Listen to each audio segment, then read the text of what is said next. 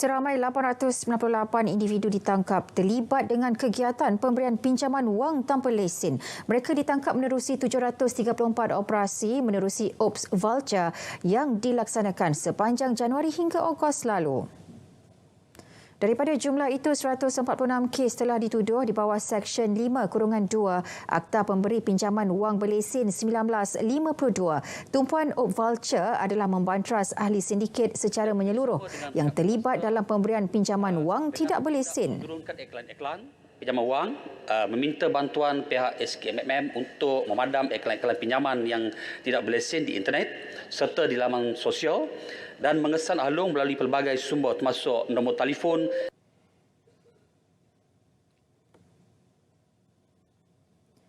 Peranan penjawat awam terutamanya yang telah bersara penting dan signifikan dalam pembangunan negara.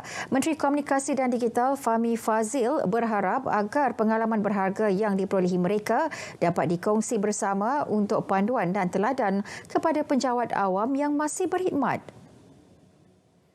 Beliau turut mengalu-alukan sumbangan pesara sebagai rakan strategik Kementerian Komunikasi dan Digital KKD dalam meningkatkan persepsi positif rakyat terhadap kementerian dan kerajaan.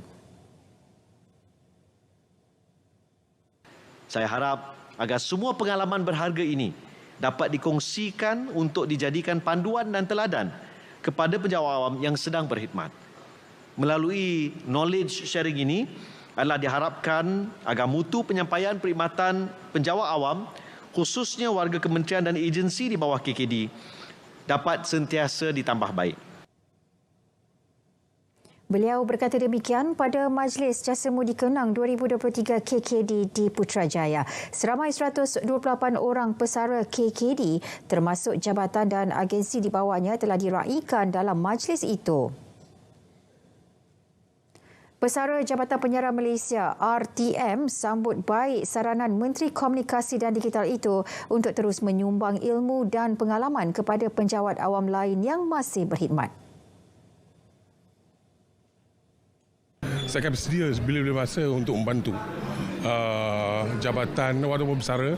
Bersara itu adalah hanya perkhidmatan, tapi bersara dari segi curahan rasa dan cinta saya pada Jabatan Penyiaran khususnya RTM dan Kementerian Komunikasi sangat-sangat mendalam.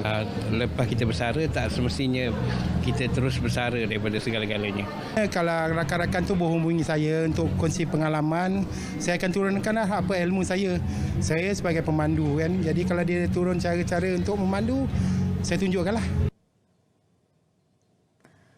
Bekalan air bersih di semua kawasan terjejas susulan pencemaran bau di loji rawatan air LRA Sungai Selangor mula disalurkan berperingkat mulai pukul 7 malam hari ini. Pengurusan Air Selangor Sdn Bhd Air Selangor dalam kenyataan di Facebook berkata bekalan air dijangka pulih sepenuhnya pada 12.30 malam ini. Sehingga pukul 9 pagi tadi, status pemulihan bekalan air di kawasan-kawasan yang terjejas telah mencapai 72.8%. Pada masa sama katanya, keempat-empat LRA iaitu SSP1, SSP2, SSP3 dan Rantau Panjang beroperasi sepenuhnya. Air Selangor menyarankan pengguna yang telah dan akan mendapat bekalan air untuk membiarkan bilik air mengalir sehingga jernih sebelum digunakan untuk kegunaan harian. Dalam perkembangan berasingan, kerja penambahbaikan, penyelenggaraan dan penggantian aset di LRA Sungai Langat mengalami sedikit kelewatan. Bagaimanapun, kelewatan tidak akan menjejaskan pemulihan penuh bekalan air di kawasan terjejas di wilayah Petaling, Kuala Lumpur, Hulu Langat.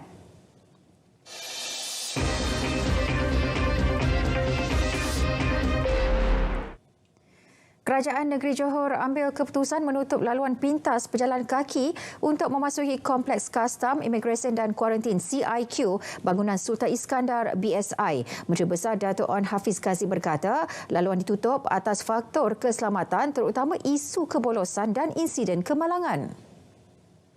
Sebagai pelan jangka pendek, perkhidmatan bas shuttle disediakan untuk pejalan kaki. Ada insiden ya, di mana kemalangan berlaku dan kita risau bahawa kalau benda ini berterusan akan melibatkan kemalangan jiwa dan kita juga risau dari segi isu kebolosan. Jadi sebab itu pihak kementerian membuat pendirian untuk menutup dulu laluan tikus itu dan sedang dikaji cara yang lebih baik untuk kita membantu rakyat di luar sana, insya-Allah. Jalan pintas berkenaan dibuka kembali selepas ditutup sejak Mac 2020 semasa pandemik COVID-19. Menjelang pembentangan Belanjawan 2024 Jumaat ini, rakyat mengharapkan berita gembira daripada kerajaan terutama dalam usaha membantu golongan B40 menghadapi situasi kenaikan harga barang dan kos sara hidup. Kabar baik seperti kenaikan bantuan sara hidup dan kenaikan gaji turut diharapkan. Bukannya saya seorang, tapi ramai rakyat, pesara tentera, pesara pekerjaan lain.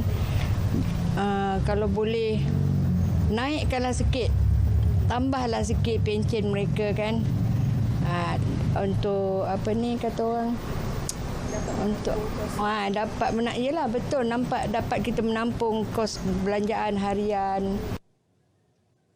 Terutama ni barang perlu lah, macam ayam, daging ayam, minyak kelapa, beras. Baru ni beras kan, beras, barang basah macam ikan elok dikawal lah, dikawal dengan harga yang rendah lah, supaya kita yang B40 ni tak buat terkesan. Walaupun kita gaji naik pun kalau barang tak kawal tak ada guna. So saya kata lebih bagus kita kawal harga ni supaya benda ni kelangsungan hidup kita lah.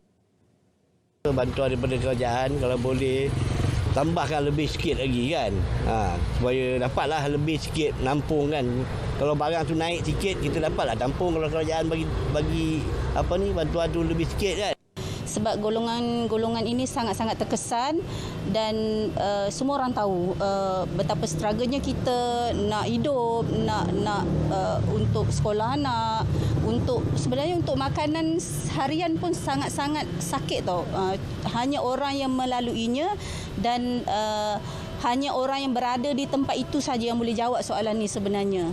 So harapan kami semoga kerajaan, terutama kerajaan negeri, tolonglah bantu, semoga adil untuk kami semua. Mereka juga berharap kerajaan menggiatkan usaha menarik kembali pelabur asing.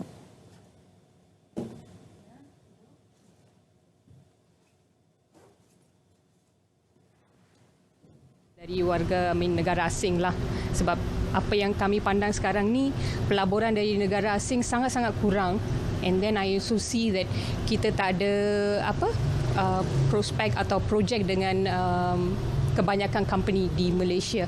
So I really hope, looking forward lah dari pelaburan dari negara asing yang banyak sebenarnya. Kebajikan mahasiswa turut diharapkan dengan kenaikan allowance latihan amali sedia ada.